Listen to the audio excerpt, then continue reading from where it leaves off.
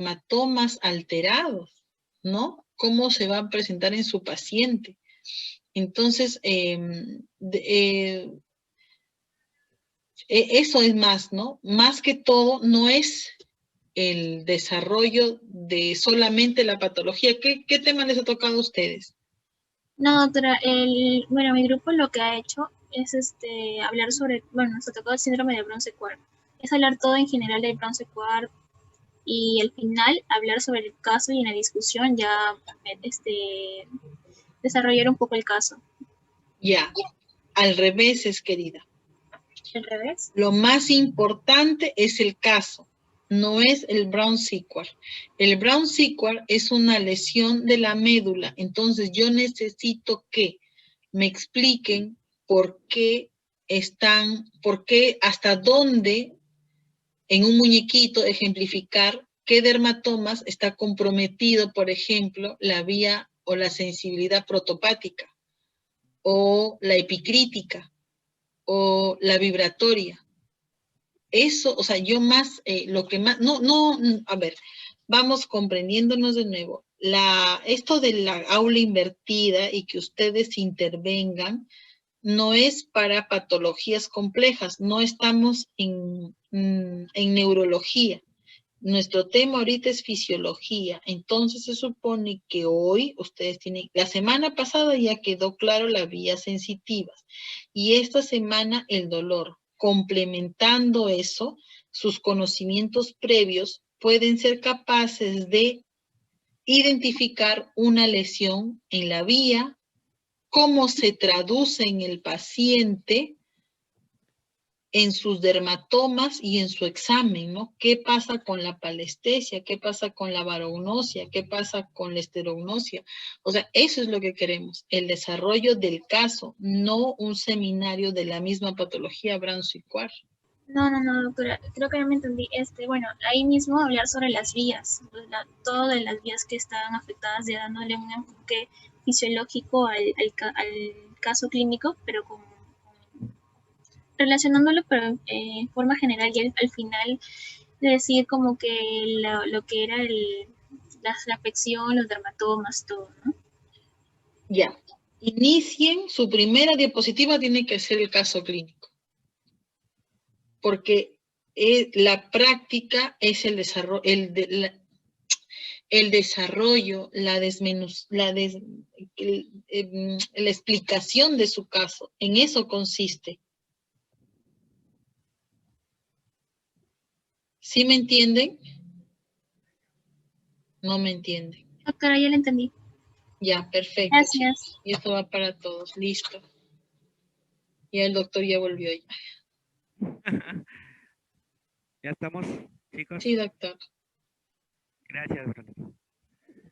Chicos, bien, buenas noches. Bien, vamos a ver la parte anatómica.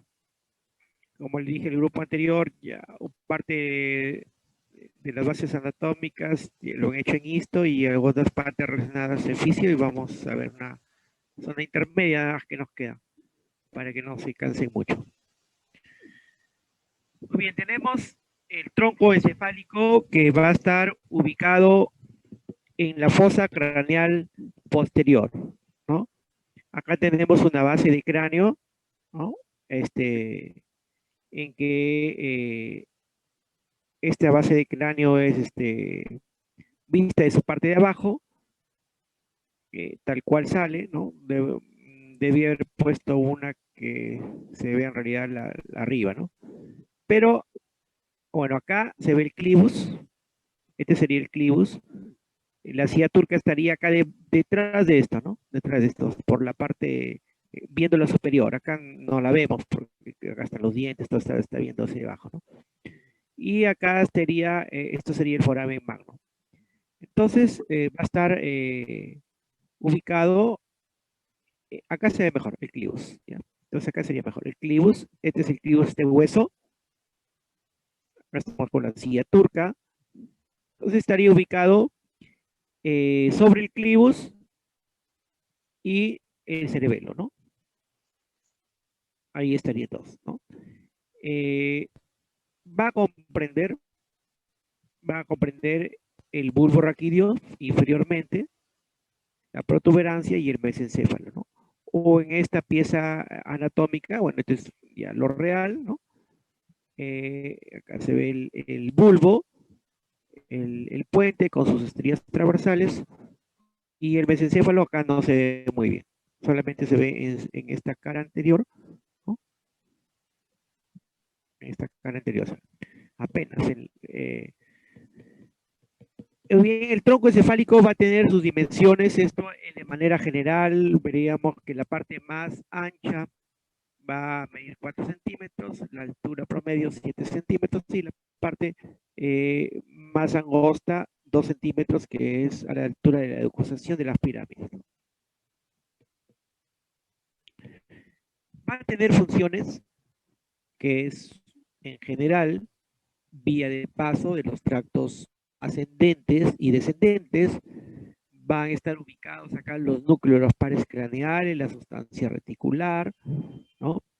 Aquí imaginamos que la sustancia gris, localizado a nivel medular en las astas anterior y posterior, cuando llegan al tronco encefálico, va a tener una suerte de dispersión y formar acúmulos, microacúmulos, ¿no? Esos acúmulos van a constituir los núcleos y también la sustancia reticular, ¿no? O sea, se va a dispersar la sustancia gris de la médula. Es importante este tronco porque va a estar acá el centro cardiorrespiratorio y vegetativo, ¿no? Va a ser el origen aparente de los pares craneales, 3 al 12, y no solamente el aparente, también en las secciones que seguramente han visto en histología, y acá que la vamos a ver también rápidamente, va a haber también el origen real, ¿no?, de los pares craneales. Longitudinalmente, al tronco encefálico se lo podemos dividir también en 3 partes, ¿no? Así como transversalmente está el bulbo, el puente y el mesencéfalo, longitudinalmente vamos a dividirlo acá en una base, ¿no?, que sería la parte anterior del tronco. La parte posterior, que sería el techo, y que está en relación con el cuarto ventrículo. Y entre ambas va a estar el tegmento, ¿no? Que es donde se acumulan o donde se desplazan en mayor proporción los núcleos del tronco. Esta imagen de la derecha es interesante porque acá se ve cómo se van formando, cómo se distribuyen los diferentes haces, ¿no?, o tractos ascendentes y descendentes. El bulbo raquídeo, también conocido como médula oblongada, va a tener un tamaño de 3 centímetros por 1.7 por 1.3, va a pesar más o menos 6 a 7 gramos, ¿no? Los límites, por arriba vamos a tener a la protuberancia, ¿no?, a la protuberancia o el surco bulbo pontino. Por abajo vamos a tener a la decusación de las pirámides, ¿no? Asimismo, su límite superior va a corresponder al canal basilar, ¿no? Al canal basilar, la parte inferior sería, ¿no?, del canal basilar, ¿no? Y su límite inferior podríamos corresponderlo también a la parte ósea, como vimos en médula, correspondiendo a la parte superior de la médula, ¿no? O sea, la articulación atlocoxigia, ¿no?, en su arco anterior, que recibe a la apófisis odontoides. También a este nivel sale el primer nervio espinal, también es otra referencia para ubicarnos en su límite inferior. El bulbo raquídeo va a contener los pares craneales del 9 al 12, ¿no?, en los surcos preolivares y retroolivares, como vamos a ver enseguida. Vistos desde su cara anterior, luego su cara lateral, tienen su sus diferentes topografías, ¿no? Y visto también de su cara posterior, que es en la siguiente lámina. En estas imágenes sacadas del Atlas del Sóbota, en su cara anterior vamos a ver la fisura mediana o media anterior, ¿no? Que no es más que el surco que continúa en la médula, ¿no? Desde el surco, comienza en el surco bulbopontino hacia el foramen ciego, ¿no? Vamos a ver las pirámides, ¿no? Que son engrosamientos anteriores, ¿no? Esto que corresponde a los fascículos piramidales, tanto a los córticos nucleares como a los córticoespinales, ¿no?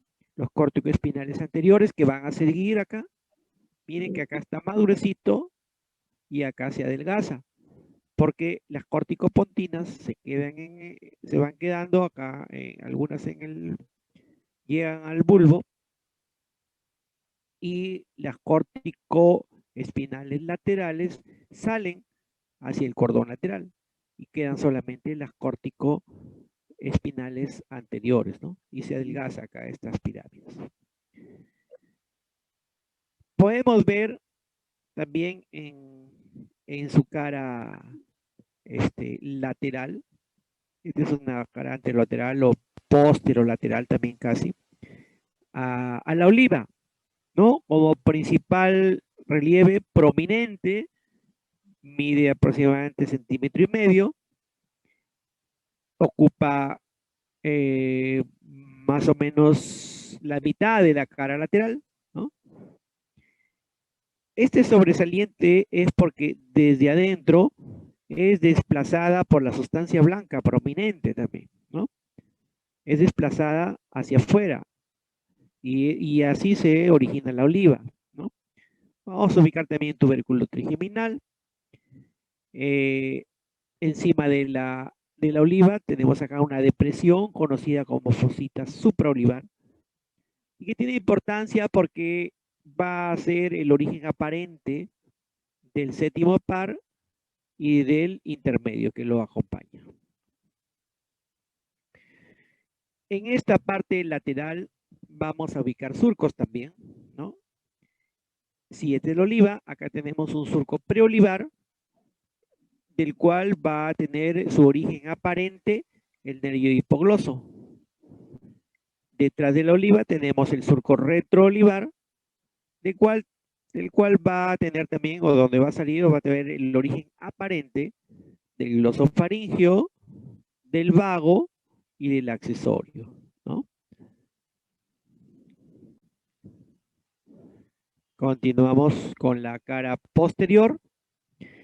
La cara posterior que va a tener dos mitades, una superior y una inferior que es más parecido a la médula espinal, ¿no? En la inferior vamos a ubicar también un surco mediano posterior, ¿no? Vamos a ubicar un surco dorsolateral, acá, recuerden el dorsolateral en correspondencia con las salidas o con las entradas de los núcleos, de las raíces, ¿no? De las raíces anteriores y posteriores, siempre tenían sus dorsolaterales, recuerdan. Ya, entonces así correspondiendo. Entre el surco dorsolateral y el surco mediano posterior, ¿no? Va a haber, recuerden también en médula, un surco intermedio, igualito, ¿no? Que el cordón posterior, igualito. Este surco intermedio también acaba de dividir, como vemos en esta figurita, en el gracil medialmente y lateralmente en el cuneiforme. En su parte superior, casi llegando a las estrías medulares, tenemos dos abultamientos que va a ser el tubérculo de Gol, ¿no? Que es engrosamiento del gracil, y el tubérculo de Bourdage, que es engrosamiento del cuneiforme. En su mitad superior del bulbo raquídeo tenemos acá formando el piso del cuarto ventrículo, ¿no? Tenemos nuestra estría medular, ¿no? Tenemos una, hacia arriba el límite superior son las estrías medulares. Esta es la tenia del, ¿no?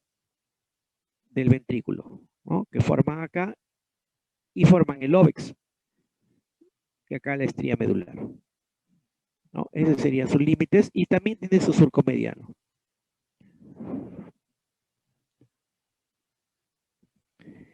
En un corte a nivel de la salida del nervio 10, como ya lo repasaron en histología, vamos a ubicar los diferentes núcleos, destacando el más grande, que es el olivar inferior, ¿no? En forma serpenteada y que es desplazado hacia afuera, ¿no? Otros prominentes en las pirámides, acá tenemos la representación de los córtico-espinales, ya referidos, ¿no? Y los diferentes núcleos de los diferentes pares craneales, o sea, sus orígenes aparentes serían acá, ¿no? La protuberancia, que también es conocida como puente de Barolio, va a ser una comunicación entre los hemisferios cerebelosos. Va a ser blanco en forma cuadrilátera y va a medir 27 por 38 por 25 milímetros, ¿no? Este va a tener también sus límites, ¿no? Límites de la protuberancia, que va a estar por abajo en el surco bulbopontino y por arriba los pedúnculos cerebelosos. En su cara anterior, ¿qué podemos ver? Vamos a ver estrías transversales, ¿no? Estrías transversales, esta es, como vemos acá, es convexa, ¿no? Sobre esta va a descansar el canal basilar, ¿no? Para el tronco basilar, ¿no? Vamos a ver unos rodetes piramidales,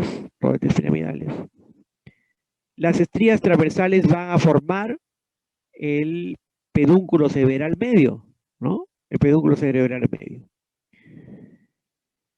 Y va a salir por acá las raíces motora y sensitiva del quinto par.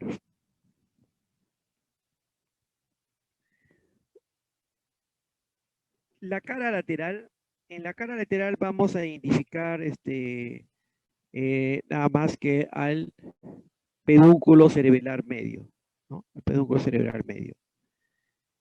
La cara posterior va a formar parte del cuarto ventrículo y representa una especie de triángulo superior, ¿no? Como hemos visto en la primera imagen, ¿no? Con su base en las estrías medulares. Va a tener también un surco mediano, lateralmente vamos a tener a la eminencia media, ¿no? Que son engrosamientos que en su parte inferior se engruesa más todavía y va a ser llamados los colículos faciales, ¿no? Los colículos faciales, por donde van a rodear, o va a haber fibras del séptimo par y van a rodear al sexto, ¿no? Al sexto par, ¿no? Que está en relación con la eminencia media. Y lateralmente lo van a delimitar justamente por el surco limitante, ¿no? Tenemos un área vestibular, ¿no? Acá donde va a estar el núcleo vestibular del octavo par. Vamos a tener las estrías medulares, también las estrías medulares. Vamos a tener las fobias superior y una fobia inferior que está en la parte vulvar. Los recesos laterales. Y acá no lo habíamos mencionado en el bulbo, los trígonos, ¿no? Trígono del hipogloso, trígono del vago.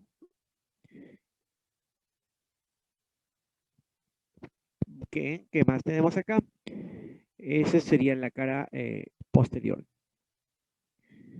En un corte también transversal, a nivel de la salida de acá del trigémino, vamos a ver que la parte más prominente, ¿no? Van a ser los núcleos basilares, ¿no? En estos núcleos pontinos, en que albergan también a los corticoespinales. Los pedúnculos lateralmente, y unos núcleos propios del tronco, como es el núcleo del Raffer, ¿no? Mesencéfalo. En el mesencéfalo va a haber va a estar el cerebro, o va a comunicar, o también conocido como cerebro medio, va a comunicar el puente y el cerebelo, ¿no? Tiene una dimensión de 2.5 centímetros. Estos núcleos cerebrales además van a unir el tronco fálico, ¿no? Con el cerebro, Estos pedúnculos cerebrales va a estar constituido por fascículos, ¿no? O sea, es evidentemente una vía de paso. Los fascículos que vienen de la corteza cerebral, algunos vienen hacia el tronco, que van a ser los corticopontinos, ¿no? O corticonucleares, y otros de la corteza a la médula, van a ser los corticoespinales. Pues bien, la mayoría de estas fibras que engruesan los pedúnculos van a ser corticoespinales, los cuales van a constituir en 3/5 partes de su grosor. Y lateralmente ya van a venir, van a surcar, van a ser flanqueados por los corticopontinos. En este corte, los núcleos propios del mesencéfalo, que es la sustancia negra, y el núcleo rojo, ¿no? Que van a tener estación para las vías extrapiramidales. El mesencéfalo en su cara anterior. En su cara anterior vamos a diferenciar a los cuerpos mamilares, ¿no? El tubercinerum arriba, y más posteriormente el infundíbulo o pedículo pituitaria, ¿no? Por acá va a venir la hipófisis que ha sido cortada. Vamos a identificar la fosita interpeduncular también. Vamos a identificar las sustancias perforadas. Una sustancia perforada posterior y una sustancia perforada anterior, o dos sustancias perforadas anteriores, ¿no? Que están superolaterales. ¿Por qué están perforadas? Están perforadas por ramas de las arterias cerebrales anteriores y posteriores, ¿no? El círculo de Willis, ahí se abastece, y ahí entran los vasitos, y por eso tiene ese aspecto de perforado. Va a tener la salida o origen aparente del nervio craneal oculomotor, y en su parte posterior viene el troclear, ¿no? Que el troclear, que es el par craneal que tiene mayor recorrido dentro del tronco cerebral. No el más largo, no, sino dentro del tronco, sí, pero en general es el vago, ¿no? Hacia arriba va a estar surcada por la cintilla óptica o el trapto óptico, ¿no? Que se reúnen para formar el quiasma óptico, arriba del tubo orcinero. En su cara lateral vamos a identificar simplemente el surco, ¿no? Que separa el techo del pedúnculo. En su cara posterior vamos a identificar a los 4 colículos, ¿no? 2 superiores, 2 inferiores, que están asentados en el tectum o lámina cuadrigémina. ¿Recuerdan la división longitudinal que tenía el tronco? Pues bien, estos están asentados en su lámina cuadrigémina. Arriba de las colículos superiores está en la glándula pineal, ¿no? Los colículos se van a relacionar con los cuerpos geniculados, que están acá casi lateralmente, ¿no? Así, el cuerpo geniculado lateral, a través del brazo del colículo inferior, se van a relacionar, ¿no? Y estos van a tener una función auditiva. Del mismo modo, el cuerpo geniculado medial, ¿no? Mire, medial, o sea, interno, y este es externo o lateral. El medial se va a relacionar a través del brazo del colículo superior con el colículo superior y van a tener que ver con los reflejos visuales. Entre los dos colículos inferiores y hacia abajo va a pender de ahí un frenillo del velo medular, ¿no? De acá salen los velos medulares cuando vamos a ver el cuarto ventrículo en su porción superior. El troclear también sale por acá, ¿no? Debajo del colículo inferior y hace su recorrido para volverse de posterior a anterior.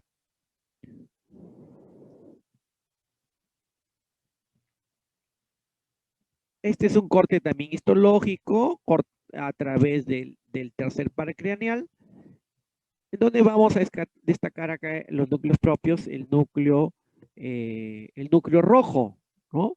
Una importante estación para las vías extrapiramidales, como vamos a ver más adelante. O la sustancia negra, ¿no? Una que tiene una pars compacta, una par reticulares, y en implicancia clínica vamos a ver en un cuadrito adelante qué es lo que pasa con esta sustancia negra. Entonces el tronco va a tener núcleos propios del tronco, ¿no? Como ahorita le mencionamos el rojo y la sustancia negra en el mesencéfalo, como en el puente, los núcleos del puente, o como el desplazamiento exterior, como es el núcleo olivar inferior. Esos serían los núcleos propios del tronco. Y en la otra parte ha sido representada los núcleos de los nervios craneales, ¿no? De los 12 pares craneales, cada uno ya representados, y que algunos tienen representación en los tres, en los tres segmentos, ¿no? Como por ejemplo el trigémino, ¿no? Otros tienen representación en 2 segmentos. El trayecto de las vías ascendentes en el tronco encefálico. El tronco encefálico, pues, es una vía de paso, como ustedes lo saben ya muy bien, y que el principal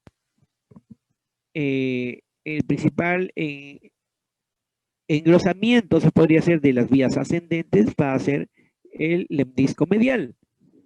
El lemnisco medial que va llevando a fibras que salen del núcleo gracil del helico uniforme y las cuales van a decusar a nivel vulvar y van a engrosar el lemnisco medial.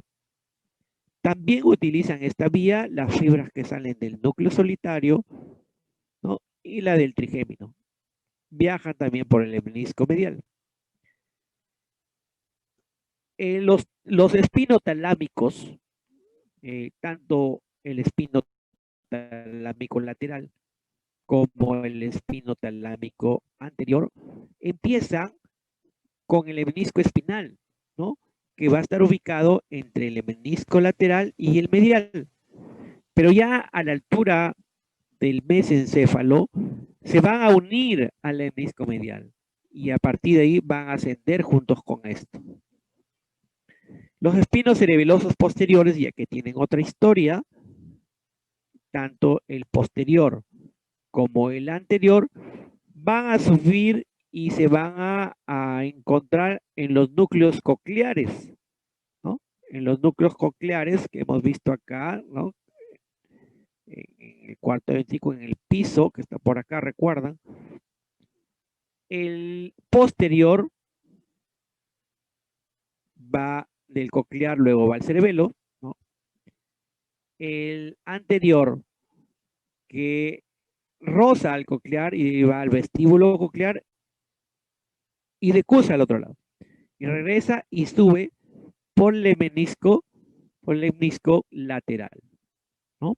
Esa sería más o menos la distribución de las vías ascendentes, ¿no? Por acá también vienen las descendentes, ¿no? Que vienen de la corteza cerebral. Se diferencia en dos grandes vías. Uno, los corticoespinales, es decir, que van de la corteza a la médula espinal. Y otro, los corticonucleares, ¿no? O corticopontinos también se les llama, que vienen de la corteza a los núcleos del tronco encefálico. En los corticoespinales van a descender, van posteriormente van a engrosar las pirámides, ¿no? Que le habíamos comentado. A estas vías descendentes se le une las vías extrapiramidales que salen, por ejemplo, del núcleo rojo, ¿no? O del tracto olivoespinal, ¿no? Se le van uniendo. A la altura de la decusación de las pirámides, se va a dividir en el córtico espinal anterior, que va a decusar más abajo segmentariamente, y el córtico espinal lateral, que va a engrosar los cordones laterales. Los córticos nucleares, asimismo, podemos observar que tiene dos trayectos también, o dos vías, una subdivisión, ¿no? Una vía que es más posterior y lateral y que va a tener que ver con los movimientos oculocefalogiros, ¿no?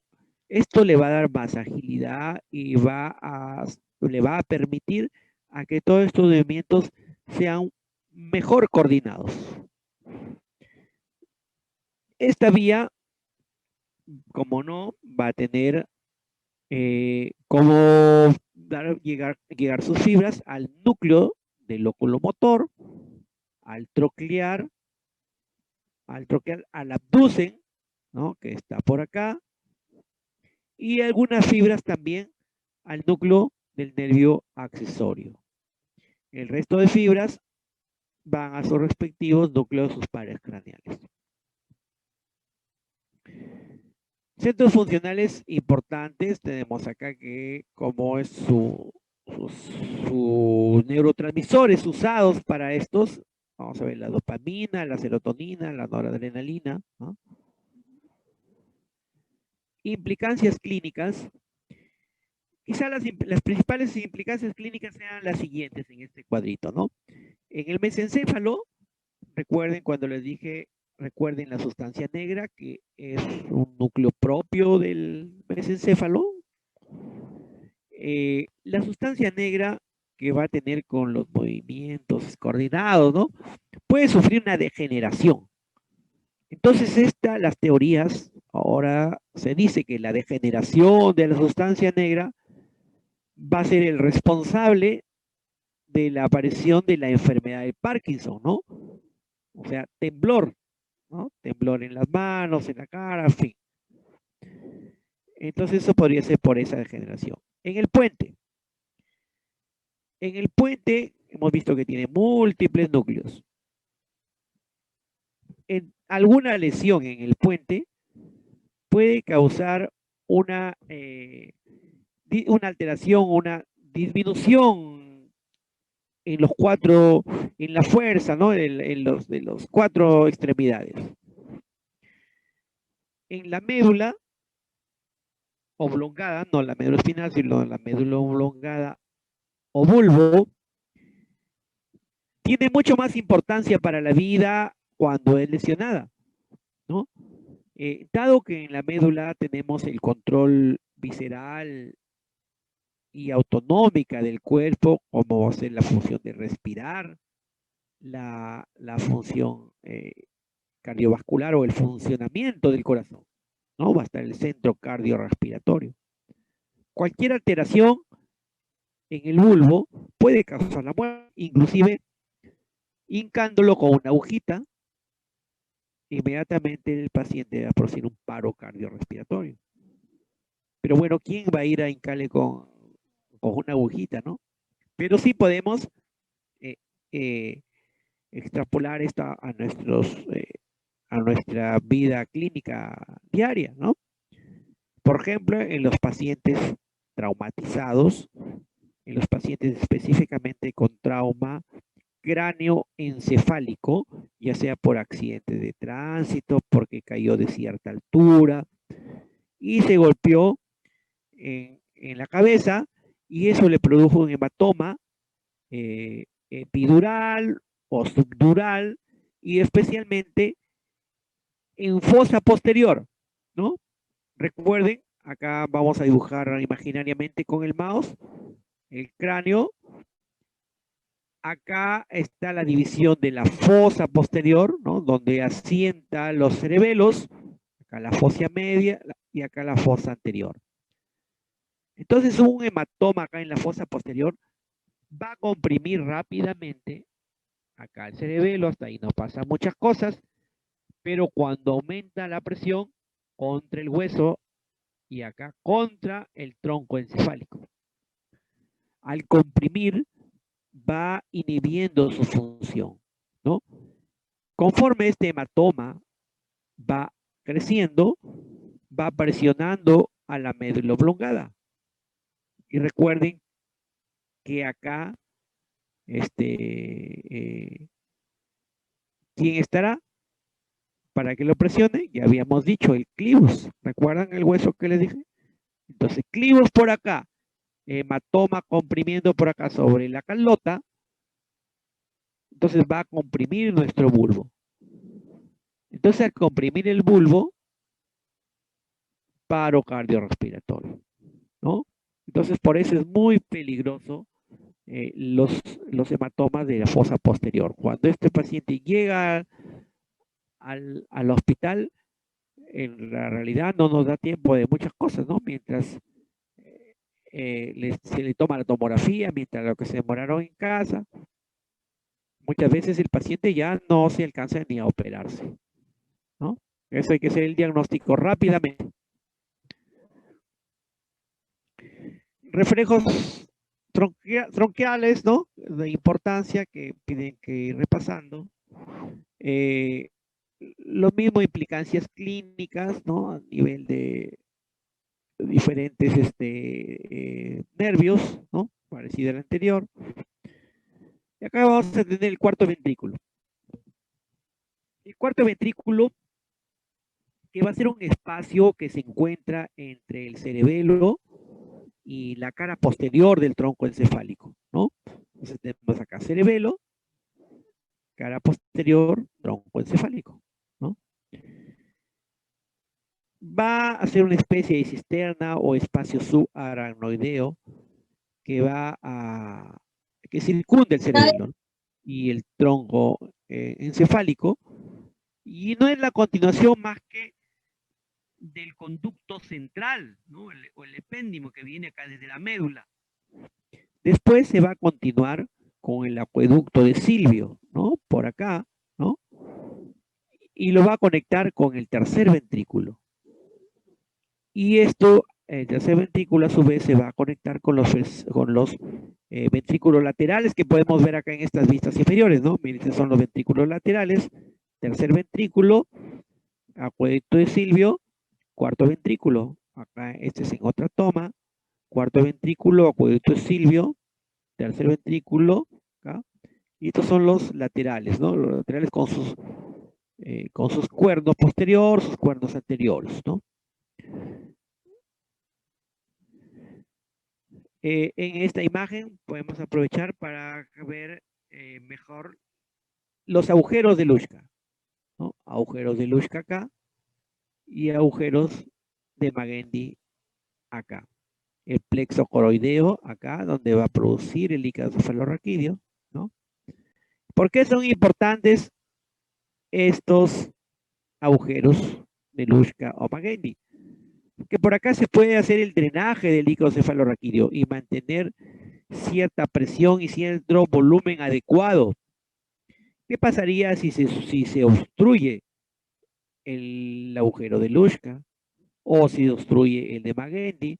Entonces va a haber acumulación de líquido cefalorraquídeo, ¿no? Va a aumentar acá, va a producir dolor de cabeza, se mete acá al tercer ventrículo, comprime el cerebro, En los niños, si es que las suturas craneales no están osificadas, se produce hidrocefalia, ¿no? Por obstrucción congénita puede ser de lo de Luschka, ¿no? En el adulto también puede ser eh, la triquina, también puede alojarse acá, ¿no? Y obstruir los conductos de Luschka, ¿no? Para eso se mete un endoscopio por acá, se hace un huequito en el cráneo, ¿no?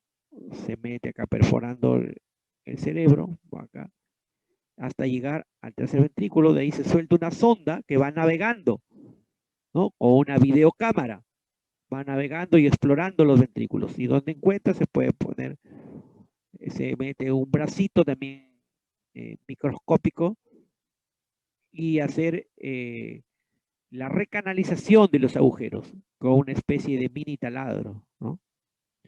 Eso se llama una navegación esterostática, le llaman los neurocirujanos, ¿no? Una neuronavegación, lo llaman. Bien, en su mitad superior del cuarto ventrículo vamos a encontrar los mismos accidentes topográficos que ya hemos referido en el puente, ¿no? Su surco mediano posterior, su eminencia media, colículo facial, surco limitante, locus coeruleus, ¿no? El área vestibular, las estrías medulares, ¿no? La fobia superior e inferior, los trígonos hipogloso y vagal. Acá tenemos el lóbex, ¿no? Formado por la unión de las estrías de las tenias del cuarto ventrículo. En fin, el locus coeruleus, acá destaquemos el locus coeruleus, ¿no? Como vamos a encontrar acá, que va a estar relacionado con el sueño, ¿no? Bueno, alteración acá en el locus coeruleus puede causar alteraciones en el sueño. La mitad inferior del cuarto ventrículo es la parte vulvar también, ¿no? Que ya las mencionamos. Igual acá, ¿no?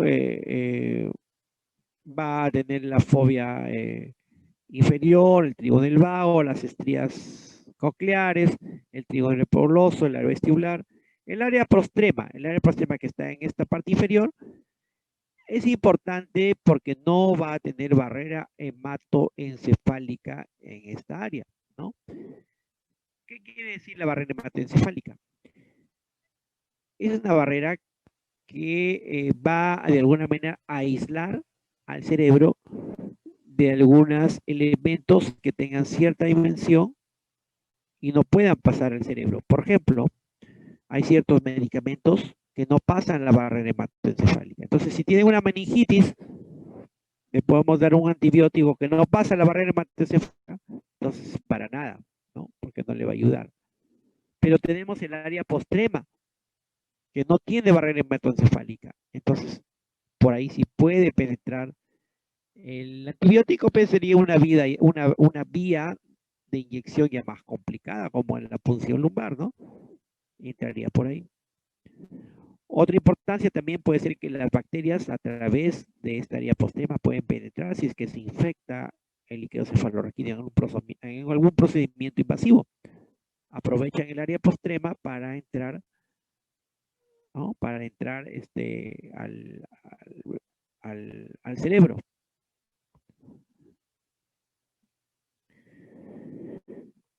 Lateralmente también vamos a ver acá el techo del cuarto ventrículo que tiene una porción superior y una porción inferior. La porción inferior, vamos a ver acá los velos medulares, ¿no? Velo medular superior, ¿no? Acá tenemos, recuerden, el rafé, ¿no?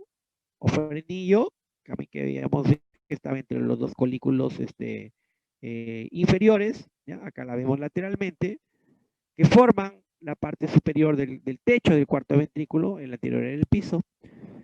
Y acá va a estar adosado a la língula, ¿no? La língula y el techo. Acá yo he puesto nódulo, me he equivocado. Y en la parte inferior, ahí sí es el nódulo y el velo medular inferior, ¿no?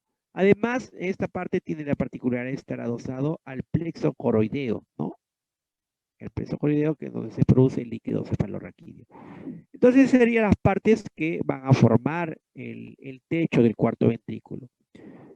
Nuevamente mencionamos acá el agujero de Magendie inferiormente y lateralmente los de Luschka.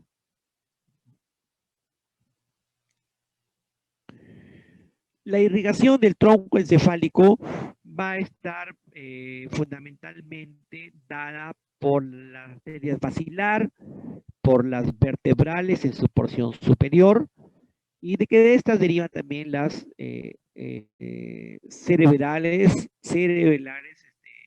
póster inferior, ¿no? En la siguiente la vemos mejor, ¿no? Las arterias del puente van a dar a su vez arterias paramedianas, las llaman, en el caso del bulbo, unas superiores, una inferior, y las superiores van a la parte media, las inferiores a la parte inferior del bulbo, y van a salir de la basilar. De la vertebral, en este caso a la izquierda, van a salir las circunferenciales cortas y largas, ¿no?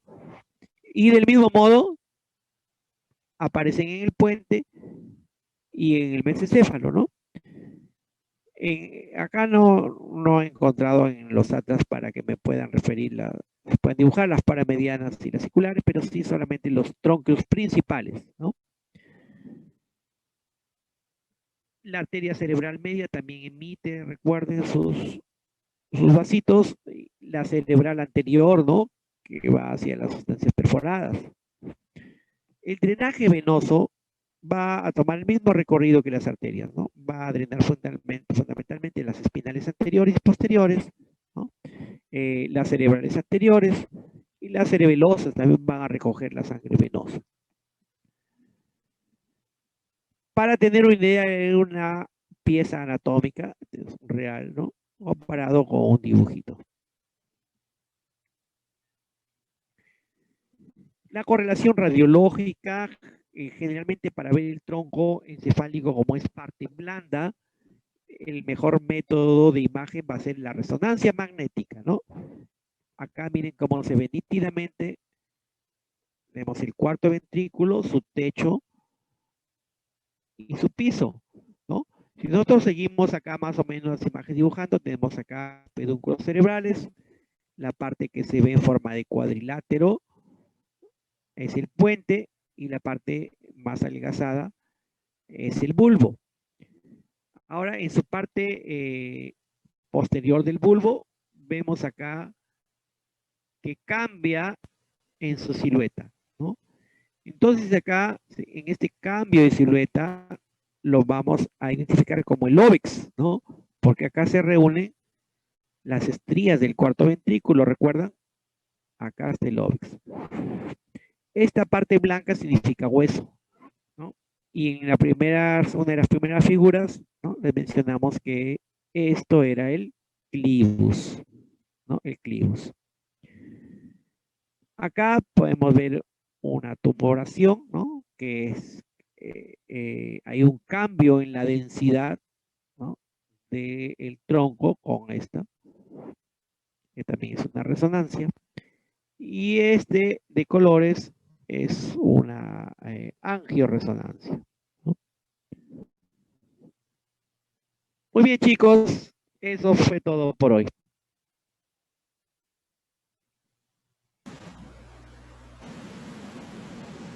Supongo que debe estar sumamente cansado. Gracias, doctor. Gracias, doctor. Gracias, doctor. Chicos, Hasta luego, doctor Martel. luego son libres, chicos. Hasta luego, doctor. Hola, doctores, muchas gracias.